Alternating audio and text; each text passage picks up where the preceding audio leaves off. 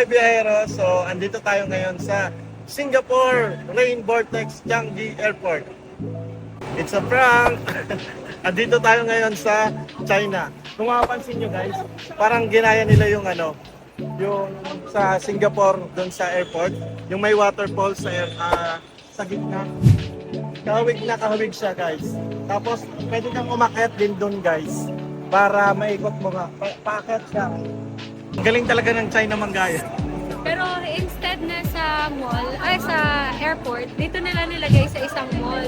So, ang na-vibes ko, na pagpunta dito sa China, parang nakita ko na yung Petronas ng Malaysia, parang meron sila na mas ginawa pa nilang gold. Tapos nakita na rin namin yung tulay ng LA. Tapos meron na rin silang ganito nga na yung feels mo para ka namang nasa Singapore. So since meron silang 1.4 billion population, ang nafe-feel ko parang instead na yung 1.4 billion lumabas pa ng bansa just to experience those things, lagay ko na lang dito sa China.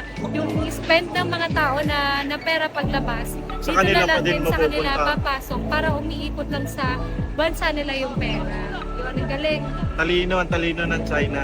Sana ganun din yung government at saka mga companies natin sa Pilipinas. Sana mas ma-improve pa. At least, ginaya man nila pero in-improve naman nila. Tsaka maganda rin ang quality kahit ginaya nila. China approved talaga ulit.